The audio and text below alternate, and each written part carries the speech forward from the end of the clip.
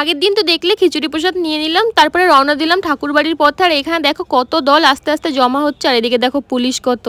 আর এইগুলো দেখে না আমার মনে পড়ে যাচ্ছে আগের একটা কাহিনী। মা বলতো যে মায়ের বিয়ে হয়েছিল অনেক বছর কিন্তু সন্তান হতো না, তখন মা এই ঠাকুরের কাছে যেত, এরকম প্রার্থনা করতো, ঠাকুরের কাছে মানত করতো, আর এগুলোকে বলে খাটনি। মা খাটনিও দিত। তো এগুলো দেখে বা শুনে অনেকেই যারা জানে না তারা বলবে এগুলো করলেই কি ঠাকুর ডাক শোনে, না হলে ডাক শোনে না। না, সেরকম কোনো নিয়ম নেই। তার আগে বাজারে একটু শুনে নাও।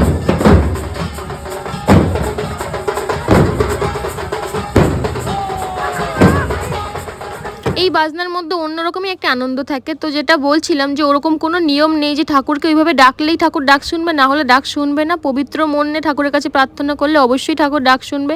এরাও নিশ্চয়ই কোনো না কোনো প্রার্থনা নিয়েই এসছে। আর তারপরে দেখো আমি এই পুণ্যঘাটে চলে আসলাম, এখানে পরের দিন স্নান হবে, আর আমি একটু জল নিয়ে নিলাম। তারপর অনেকক্ষণ বসেছিলাম পুকুর পাড়ে। আর কি কি করলাম আসছে নেক্সট পার্টে, একটু বড় ভিডিও হয়ে গেছে তো তাই।